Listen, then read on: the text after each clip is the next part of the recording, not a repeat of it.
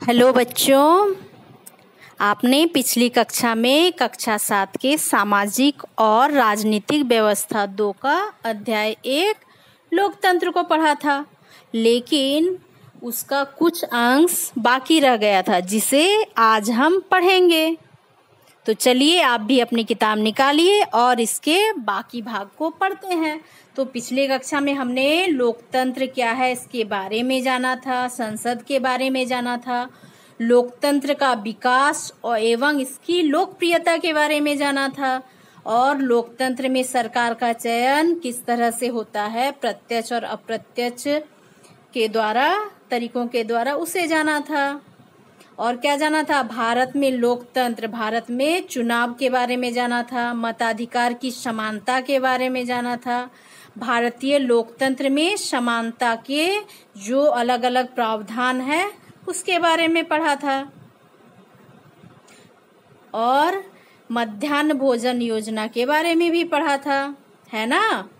और भारत में असमानताएं किस तरह से है उसके बारे में भी जाना था, और मानवीय गरिमा का मूल्य के बारे में भी जाना था, है ना। मेरे आशा करती हूँ कि वे सारे चीजों को आप अच्छी से समझ गए होंगे और पढ़ लिया होगा पूरा। तो आज हम बाल संसद पढ़ेंगे। तो आपके विद्यालय में भी है ना बाल संसद, तो आप भी हो सकता है कोई मंत्री हो। तो आज हम बाल संसद के मंत्रियों और बाल संसद के उद्देश्यों के बारे में पढ़ेंगे। तो बाल संसद क्या है? बाल संसद का गठन विद्यालय के विद्यार्थियों में लोकतंत्र की समझ को बढ़ाने के लिए किया जाता है। जिस तरह से देश में प्रधानमंत्री और बाकी मंत्री होते हैं, उसी तरह से विद्यालय में भी अध्यक्ष होते हैं, प्रधानमंत्री होते हैं और अलग अलग मंत्री होते हैं। तो जब हम विद्यालय स्तर से ही इस तरह शुरुआत करेंगे तो बच्चों में भी लोकतंत्र की समझ का विकास होगा। इसलिए विद्यालयों में बाल संसद का गठन किया जाता है, और सिर्फ गठन ही नहीं किया जाता है, उनका अलग अलग दायित्व भी होता है और सभी बच्चे अपना अपना दायित्व पालन करते हैं, और इसके लिए चुनाव भी होते हैं, है ना। तो इससे विद्यार्थियों में नेतृत्व करने, समस्या का समाधान ढूंढने, निर्णय लेने, सामूहिक एकता की भावना का भी विकास होता है। तो इससे क्या सीखते हैं बच्चे कि सब मिलजुल कर कैसे स्कूल को संभाल सकते हैं और नियमों को बना के रख सकते हैं, है ना। तो झारखंड के प्रत्येक सरकारी विद्यालय में बाल संसद का गठन किया जाता है, और बाल संसद में कौन होते हैं? प्रधानमंत्री समेत कई मंत्री होते हैं। प्रत्येक का निश्चित कार्य निर्धारित होता है ना। तो बाल संसद के जो सदस्य होते हैं विद्यालय के विकास के लिए कुछ कार्य करते हैं और कुछ कार्यों की समीक्षा भी करते हैं। तो इनकी अपनी एक कार्य योजना होती है। बाल संसद में सदनों की अधिकतम संख्या, जो सदस्य हैं, सांसद हैं, उनकी अधिकतम संख्या कितनी होती है? 80 हो सकती है, जो विद्यालय में नामांकित विद्यालय की संख्या पर निर्भर करता है कि उस विद्यालय में कितने बच्चे नामांकित हैं, उसके आधार पर उसकी संख्या निर्धारित हो सकती है। लेकिन इसकी अधिकतम संख्या कितनी हो सकती है? 80। तो देखिए यहाँ चित्र में क्या दिख रहा है? बाल संसद के मंत्री हैं, है ना। तो इनका चयन हुआ है। तो जो विद्यालय में चयन होता है वो कैसा होता है? वो प्रत्यक्ष रूप से होता है ना। तो ये प्रत्यक्ष रूप से चुने गए बाल संसद के मंत्री हैं। ये चीज आपने अपने विद्यालय में भी देखा होगा। आपके विद्यालय में भी बाल संसद का चुनाव होता है और उसमें सभी बच्चे भाग लेते हैं, और उनमें से ही, आप में से ही कोई बच्चा प्रधानमंत्री खड़ा होता है, कोई बाकी मंत्री के लिए पद के लिए खड़े होते हैं, और बच्चों के द्वारा ही मत दिया जाता है और चुनाव होता है और मंत्री बनते हैं, है ना। और वे अलग अलग कामों को करते हैं, सबके लिए अपने अपने काम बांटे होते हैं, है ना। तो आप तो उसे अच्छी तरह से समझते हैं। तो अब समझ लीजिए कि बाल संसद का उद्देश्य क्या क्या है। ये जानना भी बहुत आवश्यक है ना कि उनका उद्देश्य क्या है। तो पहला उद्देश्य है विद्यालय विकास हेतु नई नई योजनाओं को बनाना। ठीक है। दूसरा है विद्यालय की शिक्षण कार्य को बेहतर संचालन में सहयोग करना। तो किस तरह से संचालन में सहयोग करना?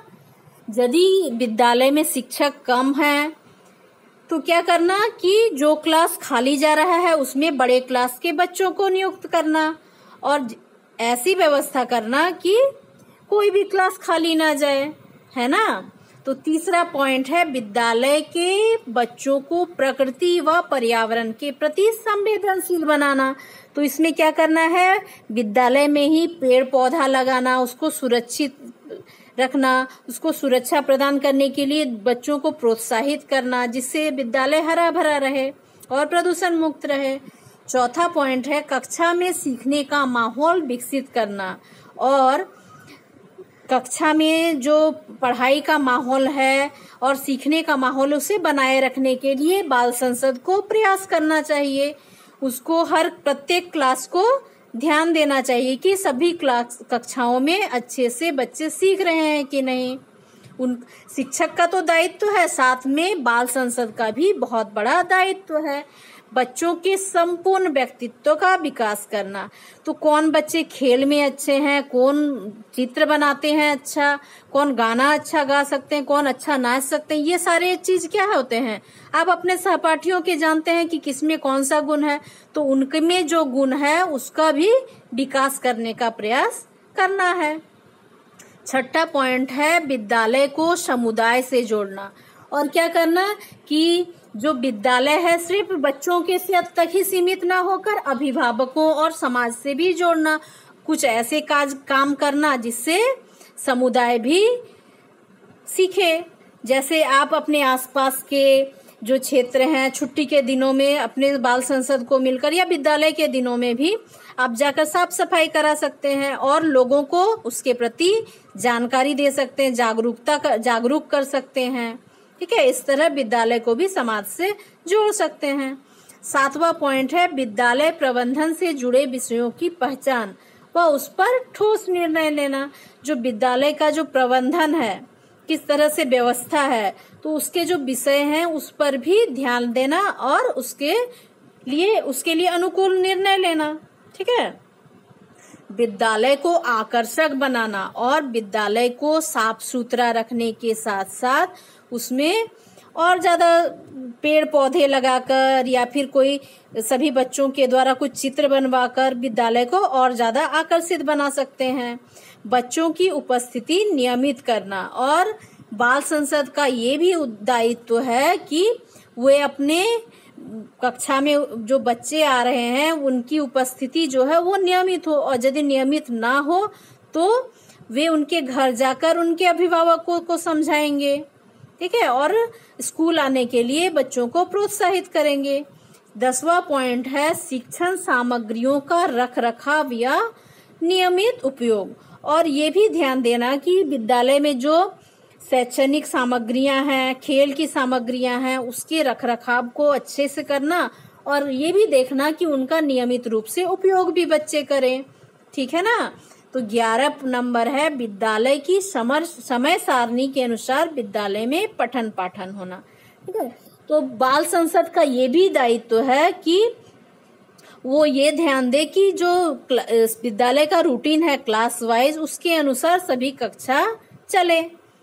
और नेक्स्ट पॉइंट है विद्यालय को स्वच्छ रखना और ये एक बहुत बड़ा दायित्व है बाल संसद का और वो इसमें सक्षम भी हैं। यदि वे सभी मंत्री मिलकर विद्यालय को स्वच्छ रखने के लिए बच्चों को प्रोत्साहित करें तो क्या होगा, धीरे धीरे बच्चों में आदत बन जाएगा साफ सफाई का और विद्यालय स्वच्छ रहेगा। इस तरह से 12 बाल संसद के उद्देश्य हैं। इसे आप याद कर लेंगे, नोट कर लेंगे और याद कर लेंगे। आगे क्या है, भारतीय संविधान के अनुच्छेद 15 में समानता के जो प्रावधान है वे क्या है उसे देखते हैं। पहला नंबर है कि राज्य किसी नागरिक के विरुद्ध केवल धर्म, मूल वंश, जाति, लिंग, जन्मस्थान या उनमें से किसी के आधार पर भेदभाव नहीं कर सकता है। मतलब राज्य, कोई भी राज्य सरकार या कोई भी व्यक्ति किसी नागरिक को उसके धर्म, जाति, लिंग या स्थान के आधार पर कोई भी उसके साथ भेदभाव नहीं कर सकता। कोई नागरिक केवल धर्म, मूल वंश, जाति, लिंग, जन्म स्थान या इनमें से किसी के आधार पर, पहला क्या हो जाएगा कि दुकानों, सार्वजनिक भोजनालयों, होटलों, सार्वजनिक मनोरंजन के स्थानों में प्रवेश से रोका नहीं जा सकता। ठीक है, सभी स्वतंत्र है। जितने भी सार्वजनिक स्थान है उसमें भारत का प्रत्येक नागरिक जाने के लिए स्वतंत्र है।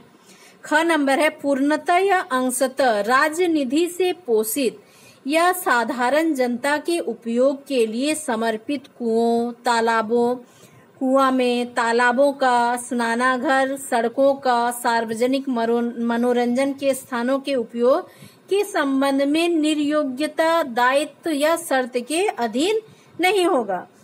अर्थात क्या है कि भारत का जो नागरिक है उसको किसी जाति, लिंग, धर्म के आधार पर किसी भी सार्वजनिक स्थानों के उपयोग से रोका नहीं जा सकता।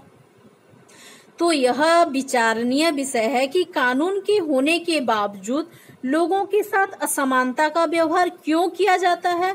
तो इसके पीछे क्या कारण है कि कानून बन जाने के बाद भी लोग उन्हें समान समझने से इनकार कर देते हैं। लोग मानने को नहीं तैयार रहते हैं कानून को, यह जानते हुए कि भेदभाव का व्यवहार कानून के विरुद्ध है। वे जाति, धर्म, अपंगता, आर्थिक स्थिति और महिला होने के आधार पर लोगों में असमानता का व्यवहार नहीं कर सकते। ठीक है, लेकिन क्या होता है, क्यों फिर भी भेदभाव किया जाता है? क्योंकि लोग उस कानून को मानने को तैयार नहीं होते हैं। इसका मुख्य कारण क्या है? इसका मुख्य कारण क्या है कि क्यों नहीं मानते हैं? है सामूहिक जनता के दृष्टिकोण में बहुत धीरे धीरे और कर्मिक रूप से परिवर्तन होता है। और क्या है, इसमें परिवर्तन तो हो रहा है, लेकिन जो हमारी देश की जनता है उसमें जो दृष्टिकोण में, उनके सोचने के ढंग में जो बदलाव होता है वो बहुत धीरे धीरे होता है। अभी कुछ हद तक हुआ है, लेकिन उसमें होने में अभी भी बहुत बाकी है। वर्तमान दृष्टिकोण के बदलाव तभी संभव होगा जब लोग सभी को एक समान समझेंगे। तो इसके लिए क्या करना होगा कि उनको विश्वास करना होगा कि हर व्यक्ति सम्मानजनक व्यवहार का अधिकारी है और प्रजातांत्रिक समाज में समानता स्थापित करना एक सतत प्रक्रिया है। ठीक है, जो समाज में समानता का नियम लाने का है, ये क्या है, एक सतत प्रक्रिया है और इसके लिए समाज को थोड़ा समय लगेगा।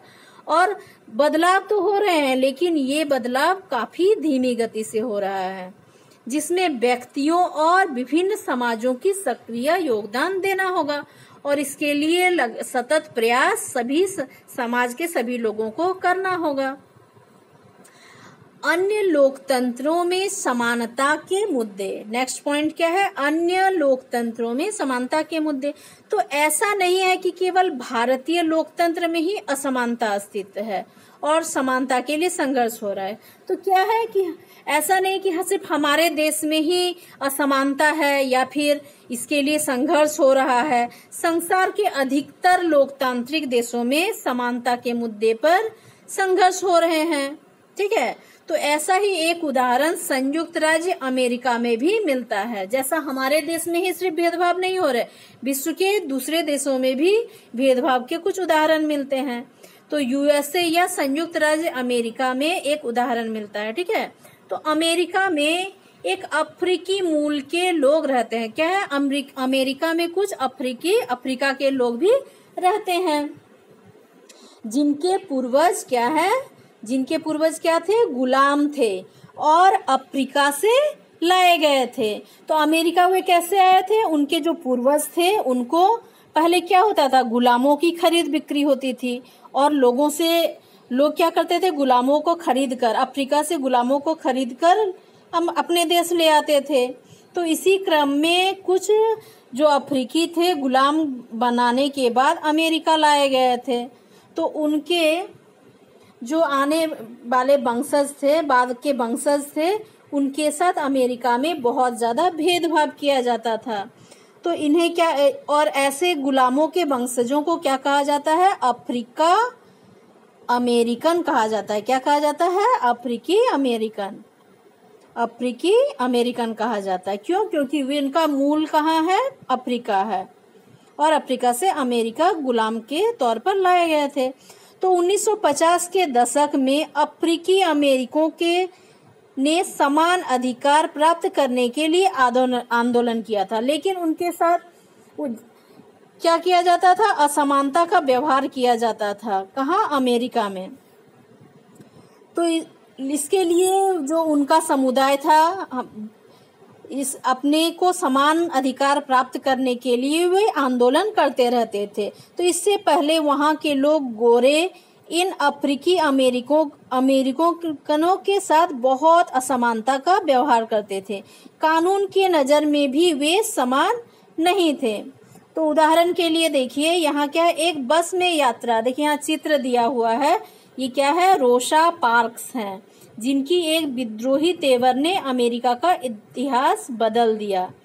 ये ऑफिस करके आ रही थी, एक घटना इनके साथ घटता है जिसके कारण जो अमेरिका का इतिहास है वो ही बदल गया। और ये कौन है इधर चित्र में? इधर ये हैं doctor Martin Luther king junior, America में हुए नागरिक अधिकार आंदोलन के नायक। तो एक नागरिक अधिकार आंदोलन चला था, तो वो किस तरह से घटा था? देखिए क्या होता है। उदाहरण के लिए, बस से यात्रा करते समय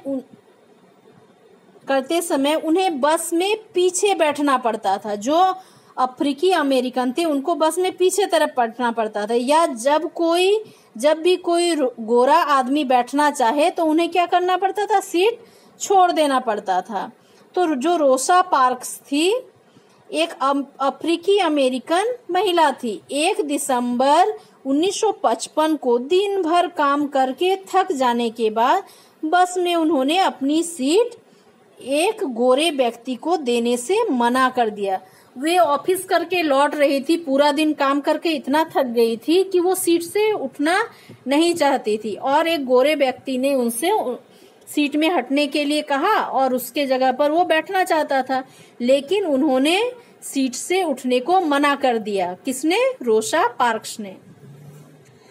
उस दिन उनके इनकार से अफ्रीकी अमेरिकनों के साथ असमानता को लेकर एक विशाल आंदोलन शुरू हो गया। उन्होंने इसका विरोध किया था, इसलिए उसको लेकर अफ्रीकी अमेरिकनों के साथ असमानता को लेकर एक आंदोलन शुरू हो गया, जिसे क्या कहते हैं? नागरिक अधिकार आंदोलन, सिविल राइट मूवमेंट। ठीक है, तो इसे आप नोट कर लेंगे इस पॉइंट को कि जो रोजा पार्क्स थी 1 दिसंबर 1955 ईस्वी को अपने काम से लौट रही थी, सीट देने से मना किया, तो उनको उसके लेकर एक आंदोलन शुरू हो गया, जिसे नागरिक अधिकार आंदोलन या सिविल राइट मूवमेंट कहा जाता है। इस आंदोलन में doctor Martin Luther king junior, जो चित्र में दिखे हैं ऊपर, जूनियर के द्वारा अहिंसात्मक तरीके से चलाया गया था। वे अमेरिका के एक पादरी एवं आंदोलनकारी थे। उन्हें अमेरिका का गांधी कहा जाता है। जिस तरह महात्मा गांधी ने हमारे देश में अहिंसात्मक आंदोलन चलाया था, उसी तरह जो doctor Martin Luther king junior थे, उन्होंने अमेरिका में आंदोलन चलाया, अहिंसात्मक आंदोलन, इसीलिए उन्हें अमेरिका का गांधी कहा जाता है। तो 1964 में उन्हें विश्व शांति के लिए सबसे कम उम्र में नोबेल पुरस्कार से भी सम्मानित किया गया था। किसे? Doctor Martin Luther king junior को। इस आंदोलन के फलस्वरूप 1964 में अमेरिका में एक कानून बना, जिसे नागरिक अधिकार अधिनियम कहा जाता है। इस कानून के तहत नस्ल, धर्म, राष्ट्रीय मूल के आधार पर भेदभाव को निषेध कर दिया गया। तो अफ्रीकी अमेरिकन बच्चों को किसी भी स्कूल में नामांकन हो सकता था। इतना होने के बावजूद भी अधिकांश अफ्रीकी अमेरिकन गरीब हैं अधिकतर अफ्रीकी अमेरिकन अपने बच्चों को अच्छी व्यवस्था वाले स्कूल में नामांकन कराने में असमर्थ हैं। तो देखिए, जैसे भारत में भेदभाव होता है जाति धर्म के नाम पर, उस तरह विदेशों में भी होता है। ऐसा नहीं कि वो विकसित देश है तो वहाँ नहीं होता है। तो इस पॉइंट को आप कर लेंगे। जो नागरिक अधिकार अधिनियम है उसे आप समझ गए होंगे किस तरह से शुरू हुआ और कब शुरू हुआ, तो इसे आप नोट कर लेंगे। इसके बाद है लोकतंत्र में समानता और इसके लिए संघर्ष एक महत्वपूर्ण तत्व है। व्यक्ति और समुदाय का स्वाभिमान और गरिमा तभी बना रह सकता है जब उनके पास अपनी और परिवार की जरूरतों को पूरा करने के लिए पर्याप्त संसाधन हो और इसके लिए कोई भेदभाव नहीं किया जाए। तो इस तरह आप समझ गए लोकतंत्र जो है ये क्या है, ये इसके बारे में आप जान गए। इसे आप बार बार पढ़ेंगे और समझने का प्रयास करेंगे।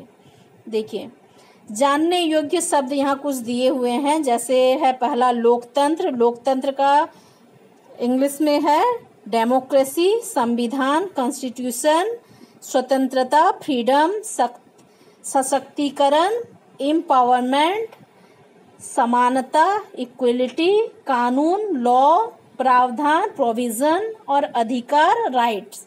इसे आप नोट कर लेंगे और याद कर लेंगे। देखिए, यहाँ कुछ रिक्त स्थान दिए गए हैं। एक में है डैश में राजा लोगों का शासन करते थे। तो किस में होगा? यहाँ खाली स्थान में होगा राजतंत्र में राजा लोगों का शासन करते थे। 2 नंबर में है देश में लोकतंत्र का प्रत्यक्ष रूप है। कहाँ है? स्विट्जरलैंड में। आपने ऊपर पढ़ा है। 3 नंबर में है सार्वभौमिक वयस्क मताधिकार का विचार डैश के सिद्धांत पर आधारित। तो यहाँ डैश में क्या होगा? समानता के सिद्धांत पर आधारित है। 4था नंबर है लोकतंत्र में सभी वयस्क नागरिकों को मतदान देने का अधिकार है। ठीक है। 5 नंबर है जनता मतदान करके सरकार का चयन करती है। तो खाली स्थान में क्या होगा? सरकार। 5 नंबर में देखिए कुछ प्रश्न है। मेरे ख्याल से ये सारे प्रश्न आप बना लेंगे। ऊपर आप ये सारी चीज समझ चुके हैं। पहला है समानता के लिए किन्हीं 3 कानूनी प्रावधान को लिखें। जो ऊपर दिया हुआ है उसे नोट कर लेंगे। नेक्स्ट है मध्याह्न भोजन योजना के क्या फायदे हुए। नागरिक अधिकार आंदोलन क्या है। सार्वभौमिक वयस्क मताधिकार क्या है। किसी सफल लोकतंत्र की 2 विशेषताओं को बताएं। और 3 नंबर में क्या है कि संविधान के प्रावधान समानता की स्थापना करते हैं, फिर भी समाज में असमानता क्यों व्याप्त है ना। प्रावधान के कारण क्या है? समानता होना चाहिए, लेकिन फिर भी क्या है? असमानता है, क्योंकि लोगों की जो सामूहिक जो मानसिकता है वो क्या है? बहुत धीरे धीरे बदल रही है, इसी कारण से। 4था नंबर है किसी सफल लोकतंत्र की विशेषता उनके नागरिकों के मताधिकार एवं अन्य क्षेत्रों में प्राप्त समानता से है। चर्चा करेंगे।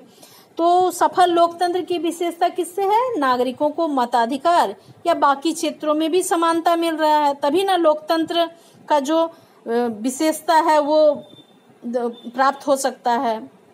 लोकतंत्र की क्या विशेषता है? कि सभी नागरिकों को समान अधिकार प्राप्त हो, उन्हें अपने मतदान के द्वारा सरकार चयन का अधिकार हो। नेक्स्ट पॉइंट है कि आपके विद्यालय में गठित बाल संसद में किस तरह के लोकतांत्रिक प्रतिनिधियों की प्रक्रिया का पालन किया जाता है। मतलब आपके जो बाल संसद का गठन होता है तो उसमें किस तरह के चयन प्रक्रिया होती है, वो प्रत्यक्ष होती है या अप्रत्यक्ष होती है, इसके बारे में आपको बताना है।